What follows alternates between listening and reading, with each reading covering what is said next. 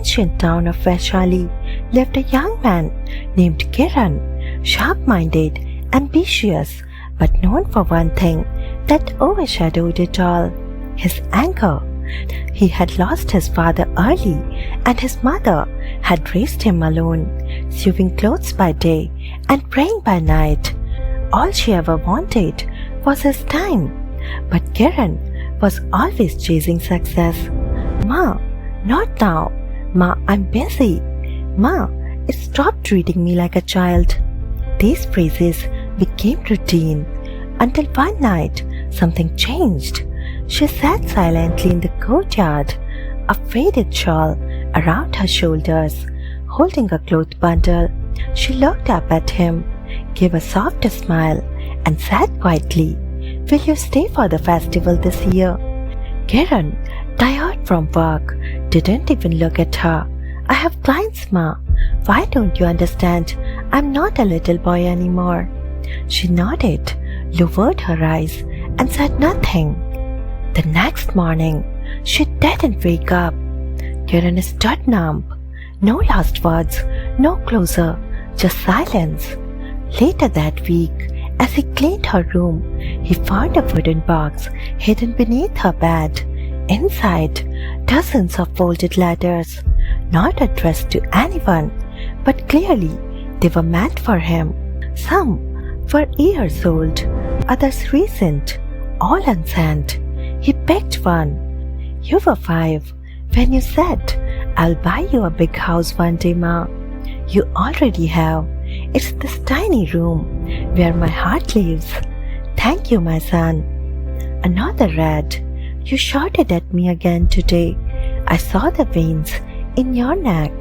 I know that's not you. That's the world's weight on your shoulders. I just wish you would let someone help carry it."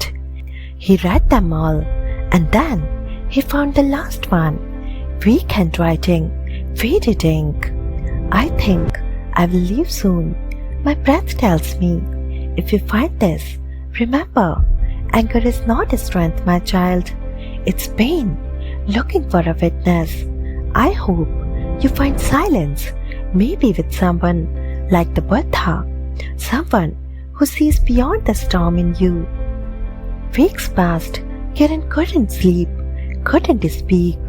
He traveled, searching for peace, until he found the Buddha teaching under a Bodhi tree.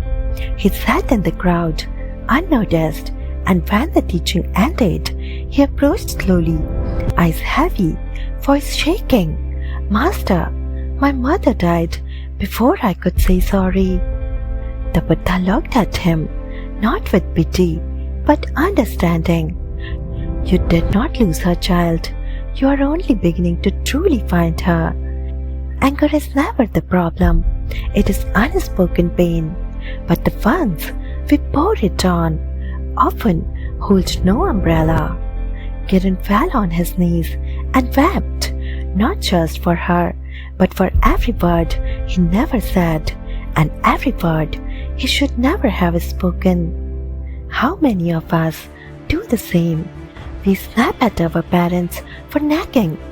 We lose patience with our spouse because work drained us. We yell at our kids not only because they did something wrong, but because we are drowning inside and don't know how to ask for help. We say they will understand. I'll fix it later. But what if there is no later? There are people in your life who pray for your presence. So my dear friends, before you raise your voice again, pause, take a breath, ask yourself, am I punishing them for the pain I refuse to face inside me? Because the words you speak in anger become the regrets you carry in silence. You won't always get to say goodbye, but my dear friends, you can always choose to say, "I'm sorry, I love you, and I'm listening." Find the letter you never sent and let it teach you the silence you never kept.